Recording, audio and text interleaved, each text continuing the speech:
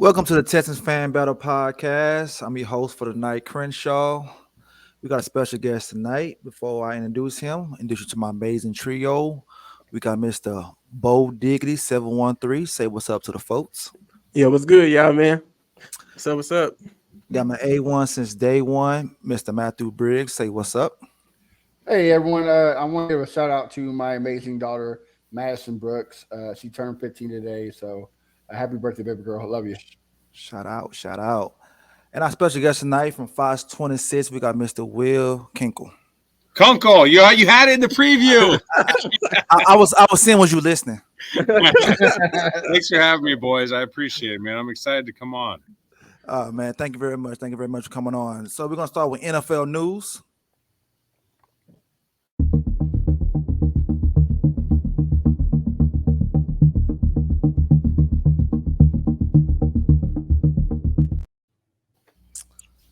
All right, NFL news. Aaron Rodgers activated from the IR. Fellas, I'm gonna start with you, Will. You think he's gonna play this year, or they just making a little noise? No, I mean I don't think he's playing. He said as much the other day on Pat McAfee's show that he's just not cleared medically to play. So I think it's a fun little look to have him out there in uniform for whatever reason. They're out of the playoffs. Who really cares what the Jets do at this point? But it's a bummer, frankly, what happened. But I don't think he plays. There's no point. Like why? Right. Yeah, it's no point at all. Bo, what you think about the news? Oh yeah, I thought it was just hysterical. I thought it was hilarious. I felt like Aaron Rodgers is like the biggest troll in the NFL because he know the Jets fans want him to play all season, and he knew they was excited. And I just think he's trolling them at this point because at this point, why say anything? Why just be like, we gonna relax? I'm just relax. I ain't gonna practice. I'm just gonna chill to the next season. But if I was a Jets fan, I would probably feel kind of disrespected a little bit. I'd be like, man, don't go to practice. I don't even want to see you practice. I don't want to see you mess with the reps. Just to let Zach Wilson go in there and do what he got to do. Yeah, for sure. Briggs? Yeah, I mean, if he did play, I was gonna go start taking some mushrooms too when I got hurt. Like, whatever this guy did to come back from a what was it, Achilles injury, that fast. Like, yeah, I'm doing whatever he does from now on. Like, the dude's a magic if he came back. But I don't think he could. I'm with Bo. Like, quit teasing the fans, man. Just stay at home, go to your dark room retreat, and meditate, bro. Like, just leave these people alone. Exactly. All right. We got some more news, and this affect us right here. Trevor Lawrence is in concussion protocol, and Jamal Chase is out this Sunday. I'm gonna start with you, Bo. How huge is that for the Texans? Oh man, it's really huge, especially for the Jaguars. We need them to lose as many games as possible for the rest of the season. We need them to fall back. We need the Colts to fall back.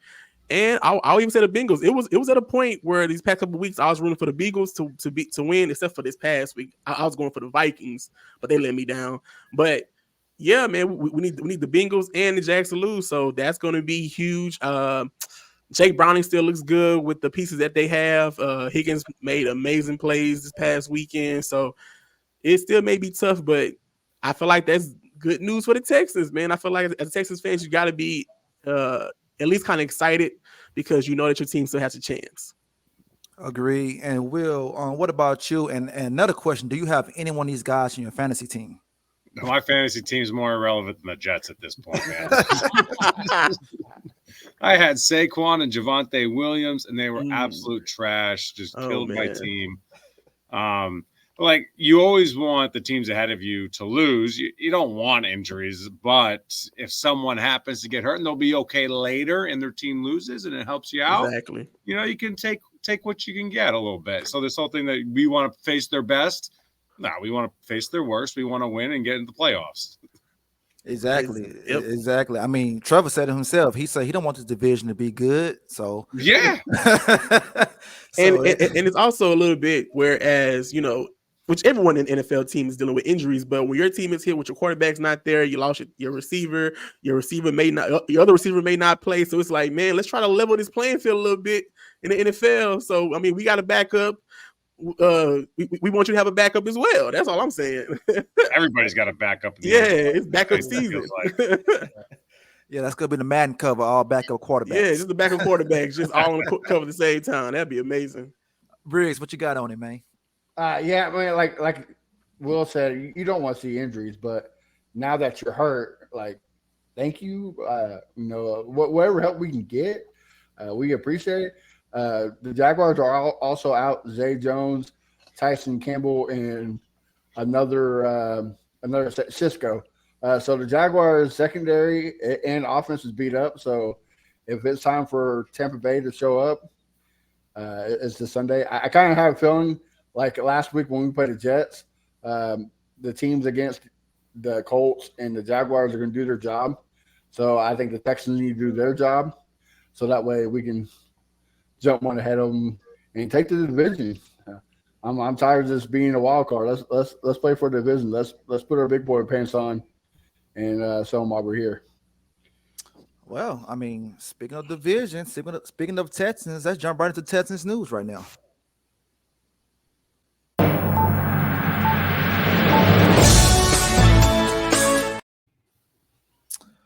All right, CJ Stroud is still in the concussion protocol. Case Keenum, U of H Cougar, is going to start again this Sunday. I'm gonna kick it off you to Will. Why do you think they chose Case over Davis Mills, and what do you think about CJ being out for the second straight game? Well, for the first part, clearly D'Amico just trusts Case more. I think Davis has maybe a little bit more of a wow factor, the ability to make plays, but I don't know that at this point in the season you're looking to make plays as much as you're looking to not lose a game.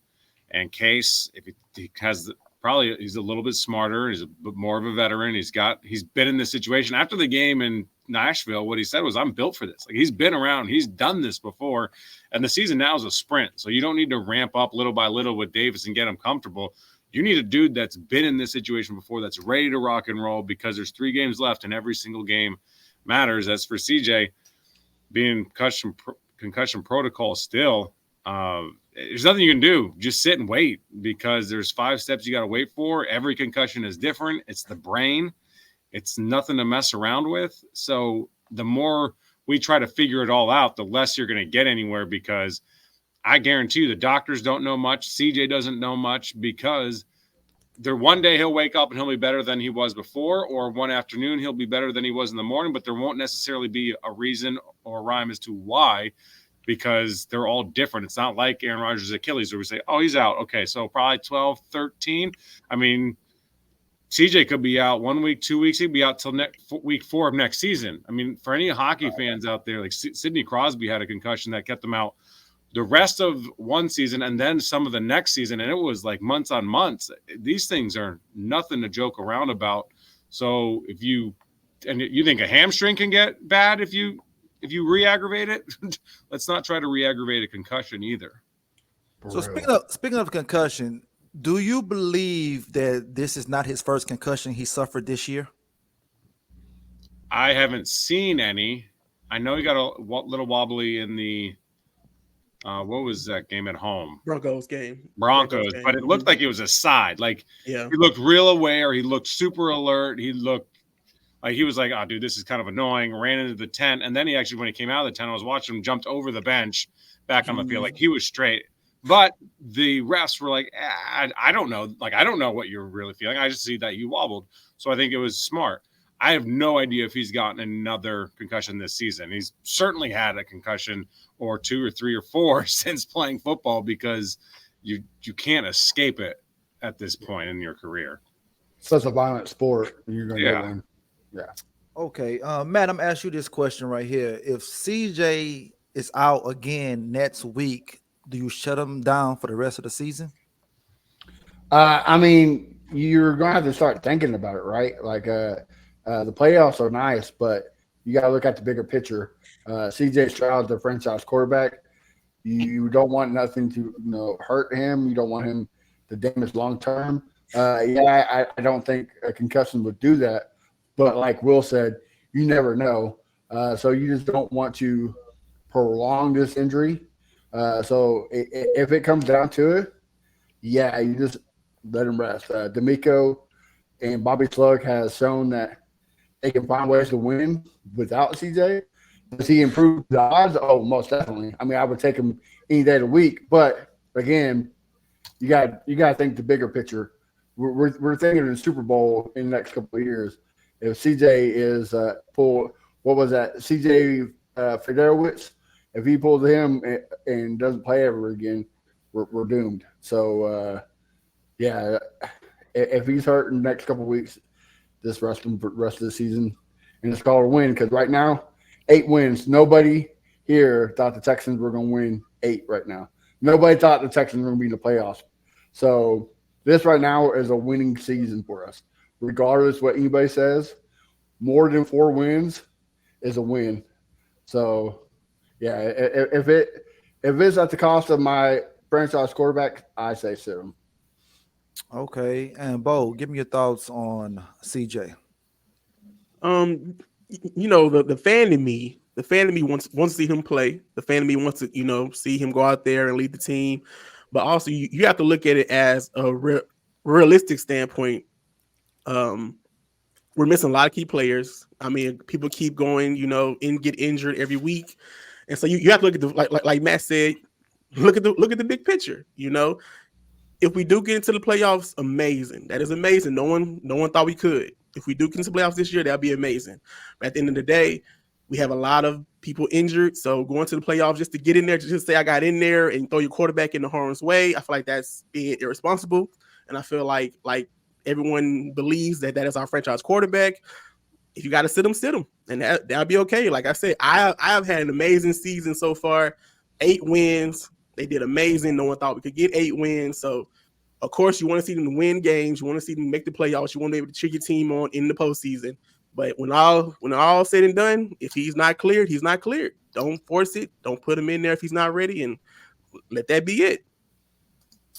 Agreed. So this week, the kicker that we desperately miss won the special teams player of the week. Now, Sunday, we gave our recap of the Titans game, and I'm going to start it off with you, Will. Give me a recap, and also, do you care that the Titans woo the Oilers colors? I mean, I care from the standpoint it was on purpose. Like they did it intentionally to stick their finger in the eye of the McNairs and the eye of the city of Houston. A lot of the players didn't care. I talked to a handful of the dudes in the locker room afterwards, and Jonathan Gennard was the only one that really kind of got fired up about it. And even then, it was just like, I mean, they can wear whatever they want, I guess. I thought they were ours, and they took an L on them anyway. So, like, whatever. Right. So, listen, like, these kids are kids playing the game now. The Oilers are really old at this point. It's certainly ingrained in the city a lot more and to the McNairs. So, I think it was intentional to stick it in the eye again of those particular people. The game overall, you asked for a recap of that game? Yes, sir. Yeah, I thought the Bobby Slowick started off a little slow. I thought he needed to stretch the field a little bit with Case Keenum in order to get some of the guys out of the box before the running game started going, but they clearly had a game plan, and Bobby knew what he was doing a little bit more than what I knew what he was doing because we haven't seen the running game work all year. So why all of a sudden did we think it was going to work now? And they stuck with their game plan, credit to them, and it worked, and they ran it all over the Titans and down their throat. Most notably, Dameon Pierce getting 1 carry. I don't know that he's ever going to be in the Texans lineup again. Like if you go into a game wanting to run and your starter at the beginning of the season gets 1 carry, it's not like the game plan just kind of evolved into it and there was only a quarter left by that time. From start, it was all about running the ball, and they did that. And the ability to stop the run on the other side of the ball, so impressive. Derrick Henry's no slouch. The Titans can run the ball well. And to stop it the way they did, to hold Derrick Henry to 9 total yards was beyond impressive. And there are a handful of other plays. I want to give a shout out to Jalen Petrie because he's taken a lot of shots from fans this season. He made some great plays deep in that secondary to get 7 sacks from the front line without Will Anderson. They played extremely well. And I heard a conversation. That may have been the second biggest win in franchise history because of what it means building this foundation going forward. If it's not that one, a wild card win, and then you lost next week, that doesn't really mean much. It all depends what happens next. So I thought it was a huge win. Having said that, what happens this week and the following couple of weeks, because that win could just be forgotten and just another win amongst the season. Yeah. So why do you think the defensive line has so much success? I know the Titans' offensive line is bad, but why did the defensive line have so much success this week from previous weeks? I think it all starts with attitude, and I think it starts with discipline, and that's with every sport defensively. There's two ways to play a sport: with technique and your mindset.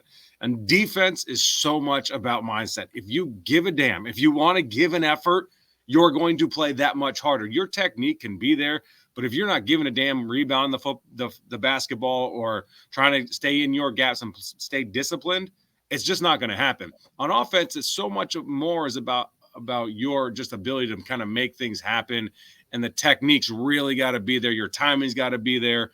Like, you can't run a route half-ass, for instance. You really can't run a ball half-ass. You're just going to get hurt. On the defensive side of the ball, the effort has to be there, whether it's basketball, football, or anything like baseball, chasing down a fly ball.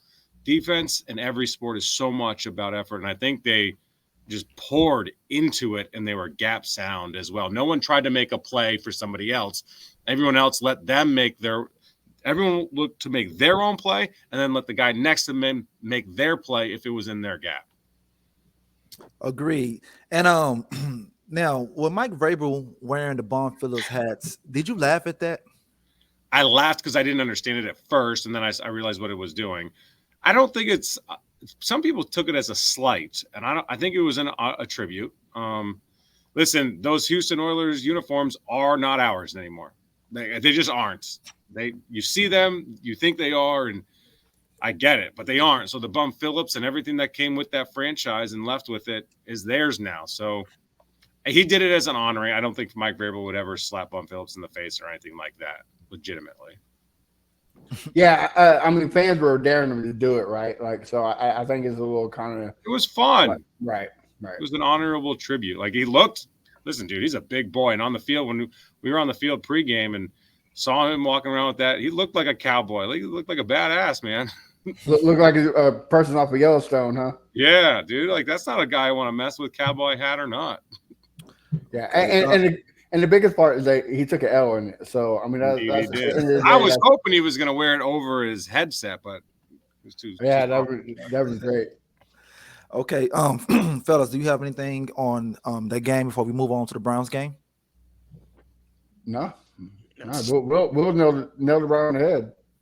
All right, all right. Well, let's kick it off to the Texans versus the Browns. All right, so the Browns are one game ahead of the Texans.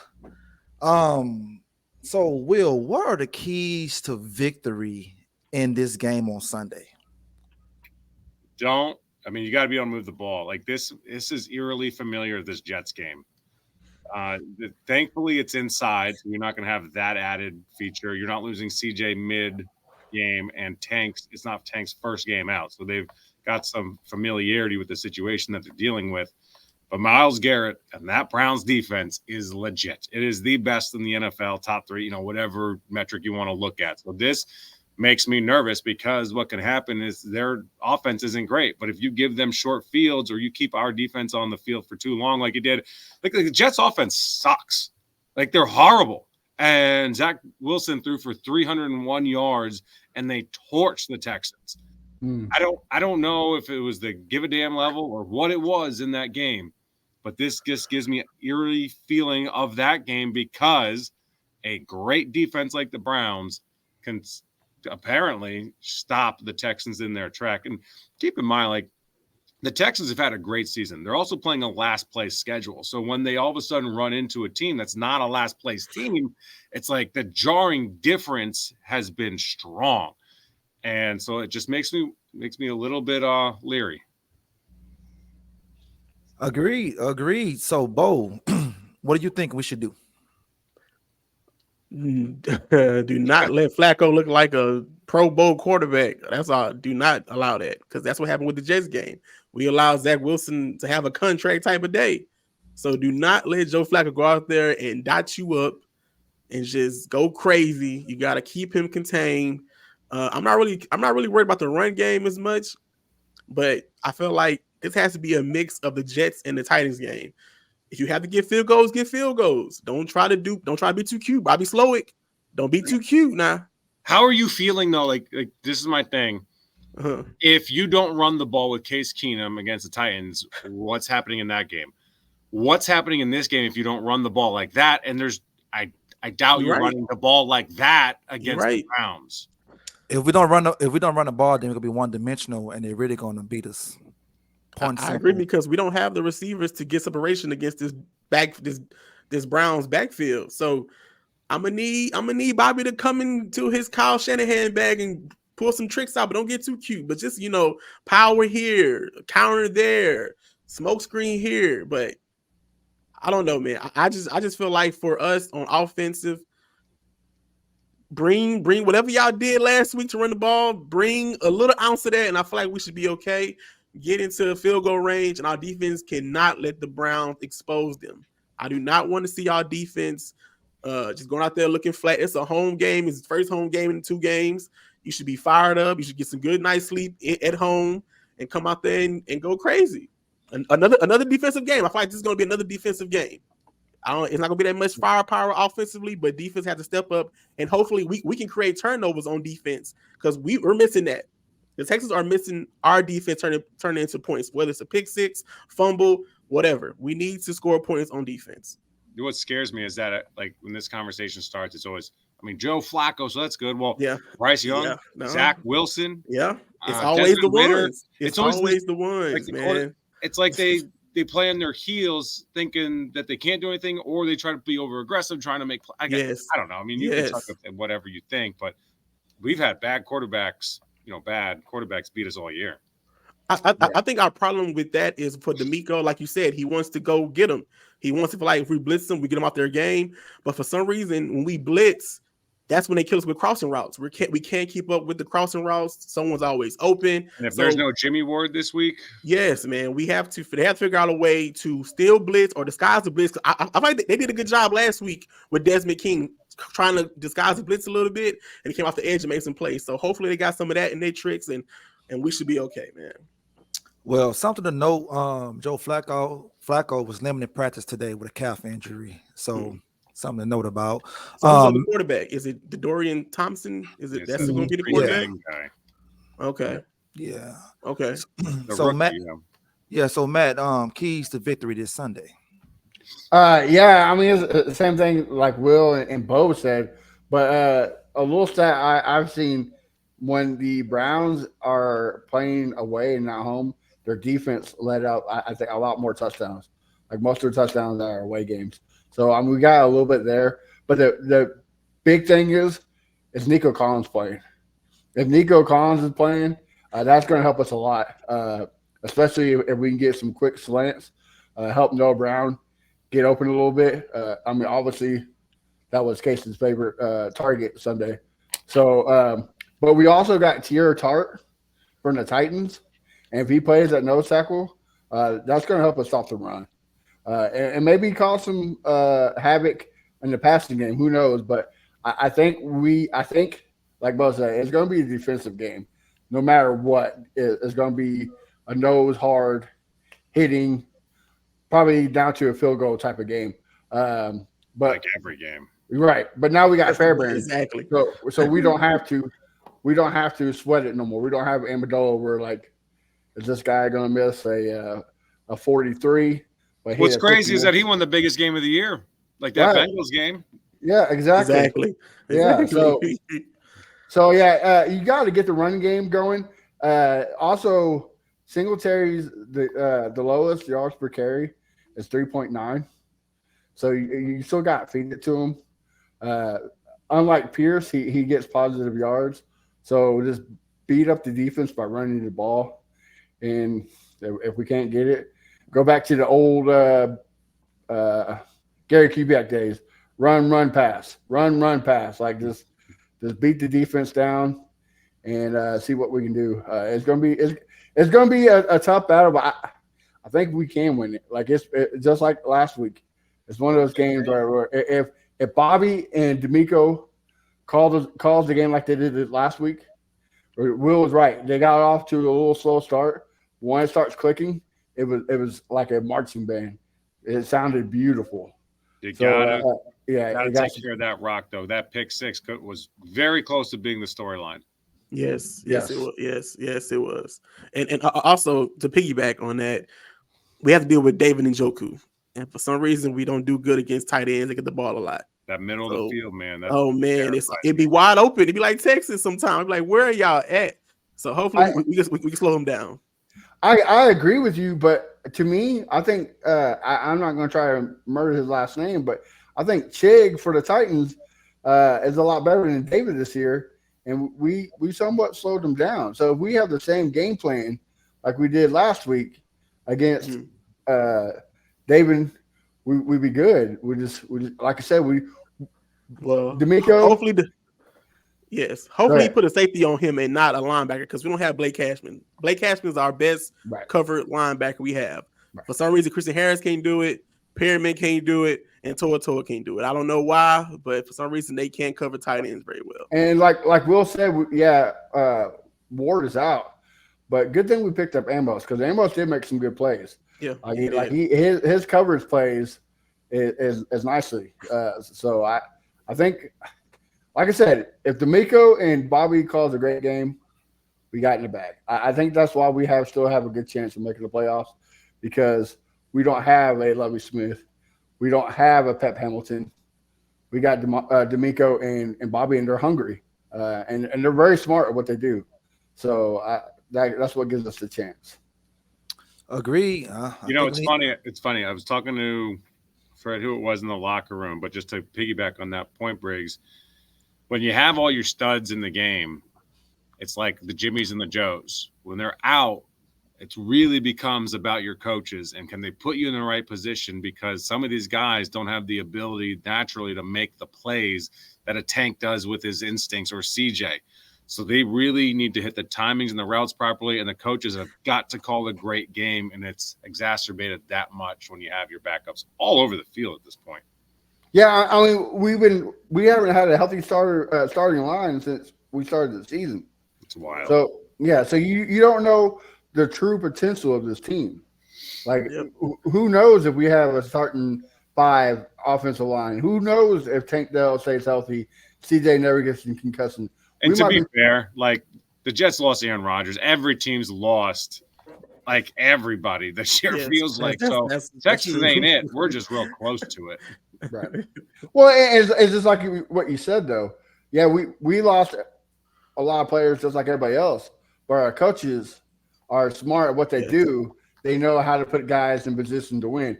I forget who we had on for the bye week episode, but he said during the bye week, they sat down with every player and was like, hey, this is what you need to do to get better. This is what you do to when this happens. Like these guys are actually teaching them. It's rejuvenizing me as a fan to see these young guys coming out and do what they love. I think we finally got our Bill Belichick and Mike Tomlin coach.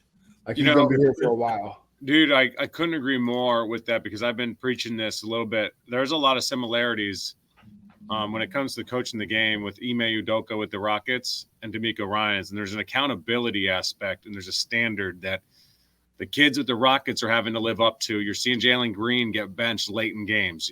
You're seeing D'Amico Ryans go to guys that he trusts and guys that are playing hard and doing the things that they ask. Like you're going to Devin Singletary instead of a guy of Damian Pierce that rushed for 1,000 yards. So like the ability to coach a player in these professional leagues today is not an underrated thing because these guys want to be coached, but at the same time, the willingness to get coached and to be aired out on film in front of your teammates, it takes a lot of trust in that coach and a lot of love coming from that coach that the player feels that and knows that it's coming from a good place versus an egomaniacal place. And I think D'Amico knows how to do it because he was a player. Yeah. So he went through that. Clearly he does. I mean, he's a crazy someone came to him and told him how to do it. So yes, it definitely helps. I talked to Brevin Jordan about that. If anyone hasn't seen that interview, it was phenomenal. He just talked about the fact that this team has a strong faith. They go to chapel on Saturday. D'Amico Ryans lives his life that way. And when you know that a man has high character in that manner, you're going to get the best from him and you trust him. I don't mean he's not going to screw up like we all are, but you trust him inherently, and you're going to lead him. You're going to let him lead you, and you're going to follow him into that game plan. And when he says stay in your gap, you're going to say, "Damn it, I got to stay in my gap," because D'Amico knows what he's talking about. Versus he don't know what he's talking about. I got to go make this play, and that's when things go really bad. Well, and also like it shows you last week, right? Like against the Jets, no Brownie catches no ball. Like he was thrown to I think 8 times, 10 times. I don't know the for sure stats, but he dropped most of them. And then today, that was the whole all last week. Like, man, no Brown's our number one receiver. We're in trouble. Like he couldn't catch nothing. And then look what he did. He was the best receiver out there. So like to me, I think is what like you said, Will, it's a positive of D'Amico and Bobby. Like, hey, this is what you need to do. This is what you got to do, and this is success. Like, would I love to make the playoffs? Absolutely. But just having a guy like Bobby and D'Amico for the next 8 to 10 years, I know Bobby's probably going to leave after 2 to 3 years, but have a guy like D'Amico, it's fantastic. I'm here for it. You want a guy that builds a culture far more than you want an offensive genius. Like, you want that culture built. Now, if that offensive genius is your offensive coordinator, you're going to find someone else that fits that culture most importantly. Almost that, yep, 110%. Yeah. Well, Will, do you do predictions? I'll do whatever you ask, maybe. All right. So what's your prediction for this Sunday? What's the score? Who's going to win? I think the Browns win. I don't know what the score is. I just because I'm just not that smart. I don't know there's a gap there that the Browns are just a better team right now. They've played better competition and they've shown that. I'm not going to be blown away. I'll be surprised. Listen, I was shocked that they beat the Titans. It's not because the Titans aren't good, because they're not good, but it's because they're down 7 starters, and you got to fill in the gaps in 7 spots. It's a lot, and I think the Browns might be too much. But I also think that because I probably won't be on again, I think they win the final 2 games and they get into the playoffs. That's my prediction. Okay, Bo, what you got? Oh man, normally when it goes to like around Thursday, Wednesday, I get a gut feeling whether we're gonna win or lose. But I'm not feeling that. I'm not feeling the gut feeling of a loss. I feel like that the Browns are gonna make a lot of mistakes. I don't know why. Some in my brain is telling me the Browns are gonna make mistakes. We're gonna score more than we did last week. So maybe it's just the homer in me, fan in me, but I got the Texans winning. I got the Texans winning 24-17. That's what I'm gonna go with. 24-17. Wow. Briggs? Yeah, like it's gonna be a hard fight battle, right? And like D'Amico said last week, the Texans need to get out of the Texans' way. So I think we're gonna come out with a win. I think it's gonna be nothing but field goals. I think it's gonna be 15-12.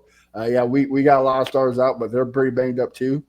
So I think it's gonna be down to the kicker, and I'm on Fairbairn. I think he's right now the top 3, top 5 kicker in the league, and he's going to take us to victory. So 15-12. Okay. Well, they better keep running the ball. Don't abandon the run. Take some shots down the field. So with that being said, the Browns going to win the game, 16-13. Yeah, they got to take shots, but like Case doesn't have the arm to just air it out. You saw that Davis came in. And he threw a couple balls towards the sideline that lost a little bit of juice. That should have been picked. Like, listen, them beating the Titans wasn't like, quick work of them. Yeah, I mean, that pick six was almost the story. He almost threw a pick along the sidelines. If Dalton was a pick too. Yep, the Dalton Schultz play was a pick. If he didn't debo that ball, like it's a different story. Yeah, and the Browns are significantly better than the Titans, and that's why I'm nervous. So, Bo, I don't want to change your heart, but no, it's fine. It's fine. My hope is just that the Browns wake up in the morning, they eat some drink some bad milk or something. I don't know. Maybe they stomach feel a little woozy in the game, and stuff just happens in our favor. I mean, we the home team. You never know. Man, I'm here for it. I am here for all that, my brother.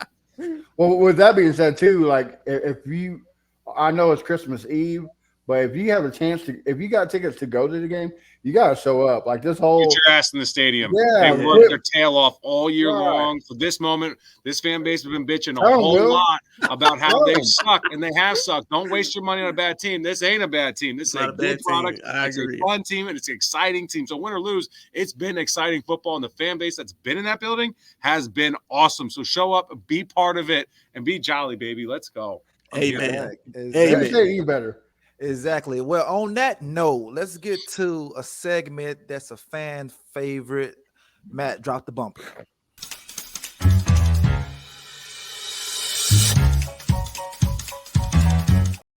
That's spicy. All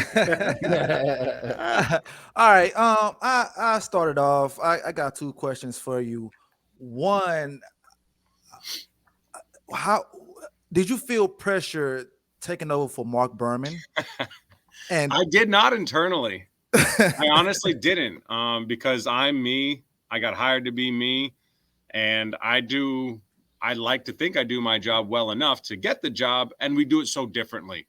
I'm not going to have the scoops that Mark got. Mark was the most plugged in man in Houston sports in the history of Houston sports, and he was awesome. But we just do things differently, no better, no worse.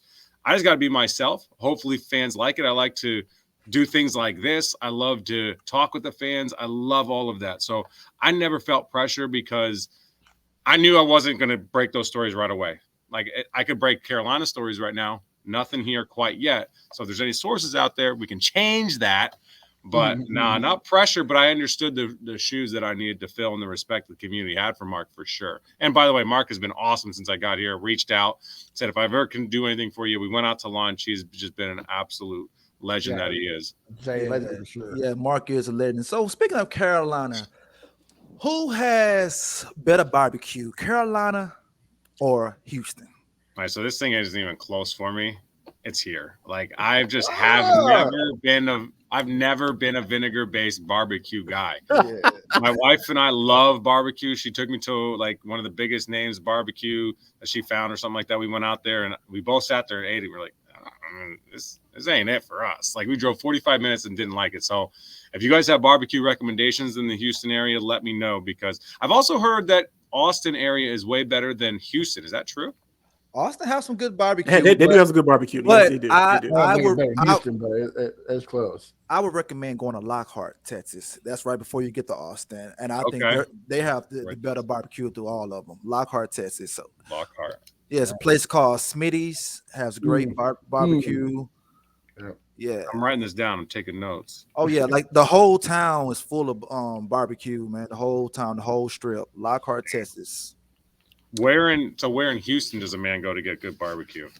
Well, I would go to Burns Barbecue. That's on the north side of Houston or whatever. Most other folks are going to recommend Keelan's Barbecue. That's close to the stadium. Okay. I'm not a fan of theirs, but most people are going to refer. I've heard Truth is good. Truth is really good barbecue as well. But if you're going to go to Truth, you got to go to the original spot, and that's in Brenham. It's off 290. The original spot right there, but they only open on the weekends. I would say Hickory Hollow, but I think they closed down. They had the biggest chicken fried steak. Like they take, I mean, it's still open, Matt. It's still open. Yeah, it's like off Hickory off Hickory Hollow. Yeah, Hickory Hollow. All right. Yeah, it's still open. Yeah, if you eat all the chicken fried steak, you get a T-shirt name on the wall. I'm like it's impossible to eat it. I mean, damn. All right, got it. Okay. Briggs, what question you got for Mr. Will? So yeah, you came from Carolina. Are you a Carolina sports fan, or what team did you grow up watching? So I will stick my answer to football. My football answer is so I'm a huge New York Rangers fan because I'm from Connecticut. That's hockey, so it doesn't matter here. For football, I'm a fan of whoever I'm covering, and I mean that sincerely because I basically own stock in them. Like the better they do, the better I do. I want to cover a winning team. I want to go into a happy locker room. I want to see these dudes have success. I was an unabashed Panthers fan. That doesn't sway my coverage. Like it is what it is. You can't stop the run. You can stop the run. You're good on defense. You suck on defense, right? Like it is what it is. But I don't speak ill of it. I don't have whole lot of hot takes. I don't talk down to the players. I respect the players and what they do, and I understand what they do is very difficult, but they also have a job to do. So I'm a Texans fan, man. Like I want the Texans to win. I get to know those players in that locker room. I want to see them have success. And I was the same way in Carolina, and I'll be the same way for the next team. I'm sure when it's local like this, it's a lot easier to be like that. And it's a lot of fun when you're covering a winner.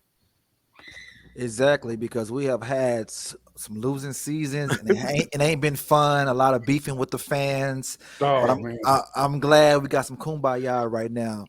one one more before Go ahead, I man. Bo. Have you ate at Timmy Chan's yet? So where?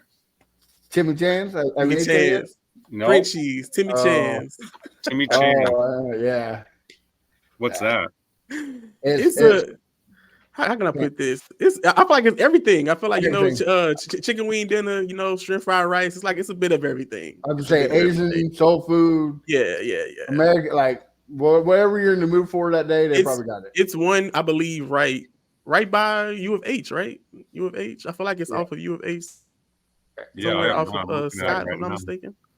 Like right Is around the it corner. Yeah. good or it just has everything? Because you know It's when you're picking up a book, it's not for like good. All right, now, Matt, if you're gonna recommend chicken, you recommend him the best chicken. I'm Okay. a huge I love fried chicken. One of my I, favorite You foods. finna say okay, Frenchies? if you're going, well, I love Frenchies too, but if you, Oh, I'm enhance it. You want to get the best chicken, go to Gus Chicken. Gus Gus? chicken. Gus fried chicken. Okay. You got one. You got one right there by the stadium, right there on Kirby, so you ain't got to go too All far. right. Or you go to the one on Washington. That's my personal opinion. I think Gus got the best chicken, but hey, tasting I and see. love me some fried chicken. Gus, and what was the other one? Frenchies. Frenchies. Frenchies. All right. Yeah, they're all over. They're all over. Well, you're talking to a bunch of foodies. Like we love to eat, bro. So Me too. that's our second love. Our second love is food. Man, in college they say you gain the freshman 15. It's like when you move to Houston, you gain the first You year definitely gonna 20. gain. You gonna gain some in Houston. You gonna gain some pounds in Houston. Bro, You gotta I've be had very this- active. Hammer in the gym recently because it's been all bad. All right, Bo, what question you got for Mr. Will? Yeah, I wanted to go back to Matt's question because I wanted to say because it has to be hard to cover a sport and be like, well, I'm a fan of this team. Was it hard when you came into coming over from Carolina, Houston to be like, all right, now I want to focus on the Texans, or is it just easy to switch over like that?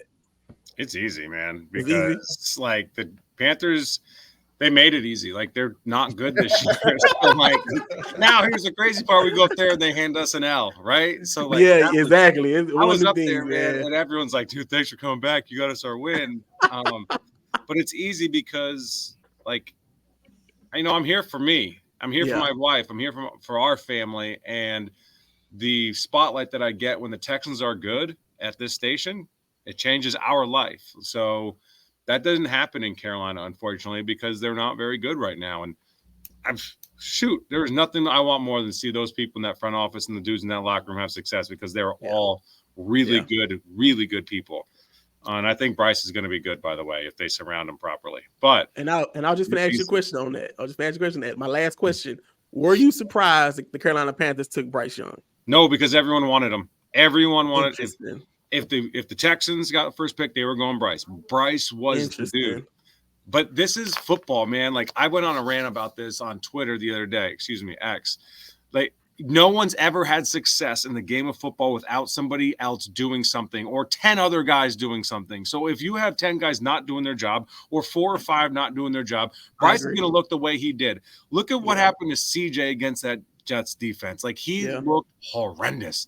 That's how it's been for Bryce Young in Carolina, not because he sucks. Like he wasn't great at Alabama. He was great at Alabama, and then all of a sudden came in and just forgot how to play football. No, it's a team game, and they've got to surround him and protect him with better players, and they got to run a system that fits him. I was going to say, that Frank Reich system hurt him more than anything.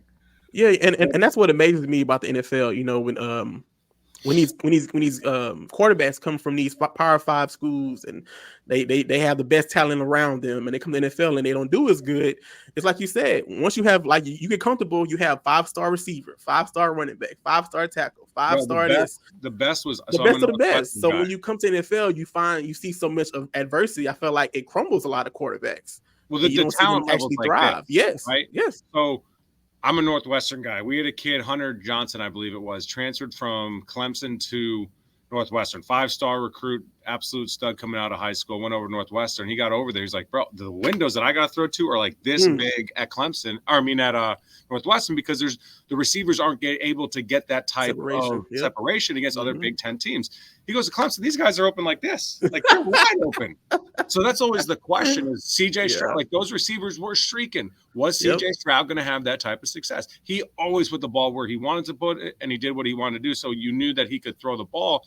But there's always just that kind of question because the talent gap in college is massive against so many teams. Yes. And that's why the scouts are just so critical because they watch every snap, every play of every game versus what's on Twitter and the highlights on SportsCenter. And also, I feel like that's what's going on with Kansas City. I feel like Pat Mahomes is finally realizing, hey, I can't make no 1-star receiver a 5-star receiver. I needed Tyreek Hill. Yeah, and he's made 1-stars look like 2-stars, which is crazy. And some of these 1-stars have made themselves look like no stars. Yes.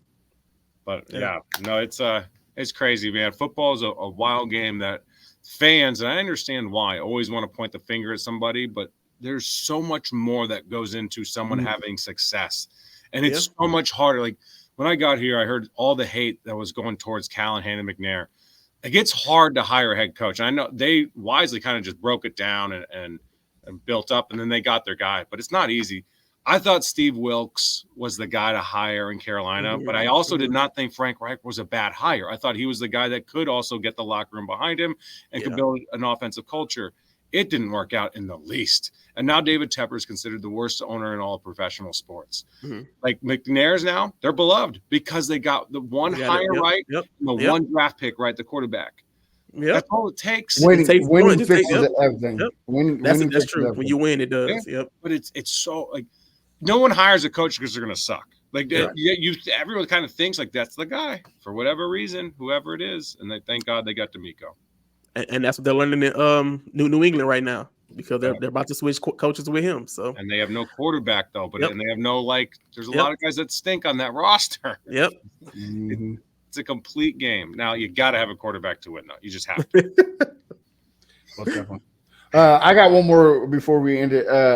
You talk about earlier about D'Amico building the culture here. So coming from Carolina to Houston, who has the better culture and why?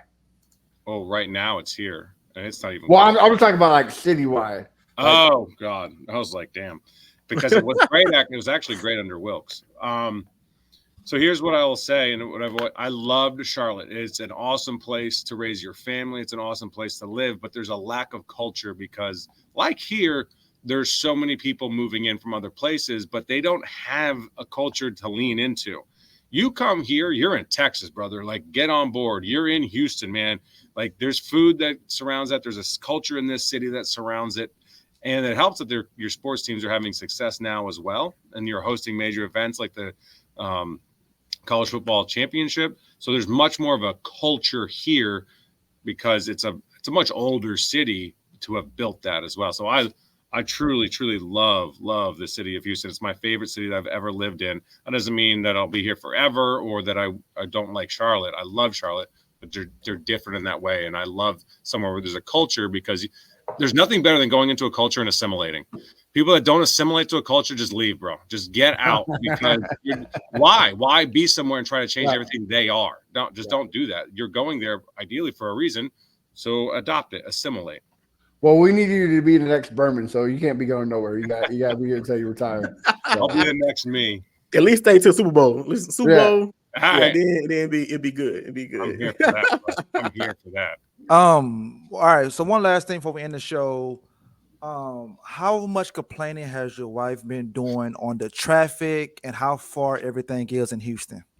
She hasn't done a lot. Like, to her credit, Charlotte was her home. North Carolina was her home. So I pulled her out of there. She didn't want to leave Charlotte, but she did not want to come here.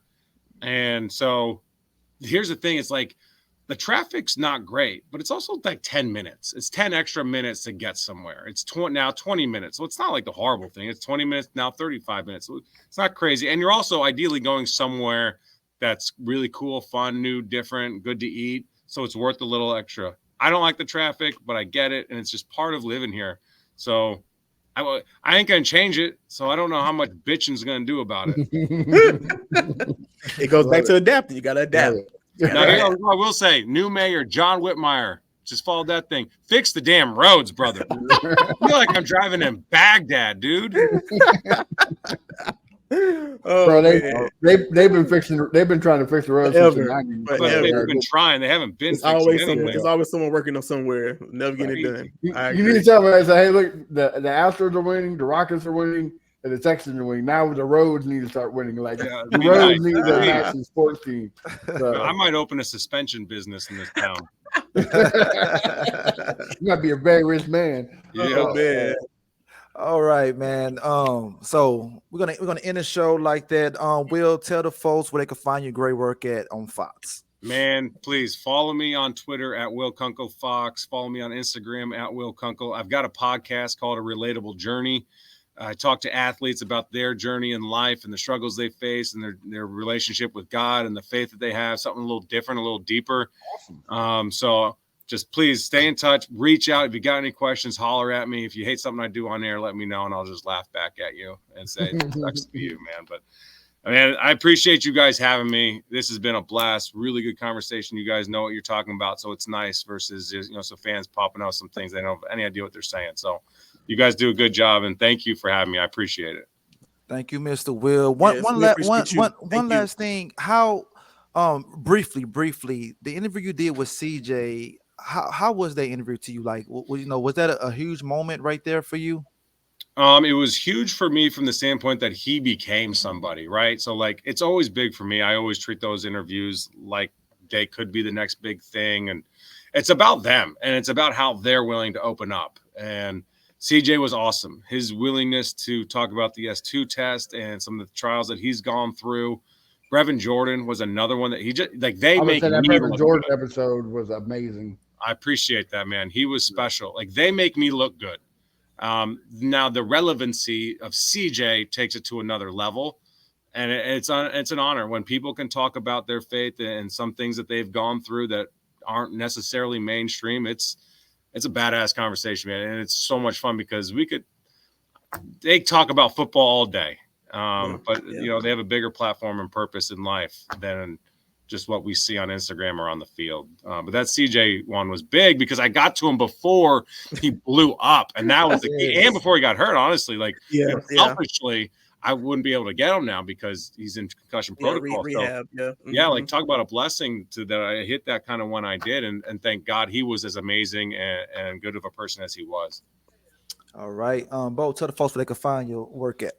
Oh yeah, y'all know it, man. Bo Diggity 713 on all socials, TikTok, Instagram, X, all the good stuff, man. All right, and Mr. Briggs, talk to him. Yeah, you can find me at A1 Day One Texans, and I'm trying to do my best impersonation of Will and Berman, writing some stories on the Fan Battle Sports Network website. So check that out. All right. You can find me at Fifth Ward Crenshaw everywhere. Thanks for tuning in. We'll see you guys Sunday at 6 p.m. Central for the recap of the Texans and Browns game. And we out. Matt, drop the bump. They had a Pro Bowl for talk shows. We get selected. We gonna celebrate.